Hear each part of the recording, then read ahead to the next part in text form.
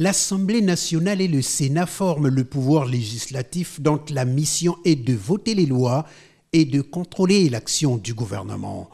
Nommé Premier ministre chef du gouvernement le 12 mai 2021, il y a exactement un mois jour pour jour, Anatole Collinet-Makosso sollicite l'appui de la majorité parlementaire à l'Assemblée et au Sénat parce que pour lui, un gouvernement ne peut pas travailler en dehors de sa majorité.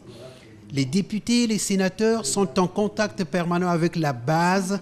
Ce sont eux qui répondent de l'action du gouvernement aux revendications de leur mandant. Ils doivent de ce fait être en parfaite harmonie avec le gouvernement.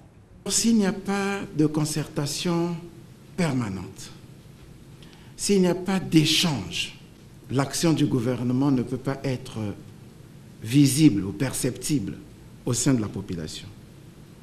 Alors que le rôle du gouvernement est de traduire en politique réelle de l'État les aspirations de notre population.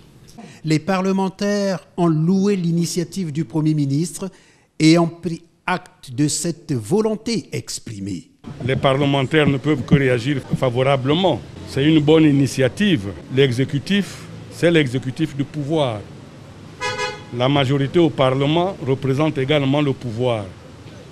Il est tout à fait évident qu'il faut une simplicité entre les deux institutions, sans laquelle on ne peut pas aller harmonieusement vers la réalisation des engagements que le président a pris devant le peuple congolais, le peuple qu'il a élu à la majorité, une majorité très forte.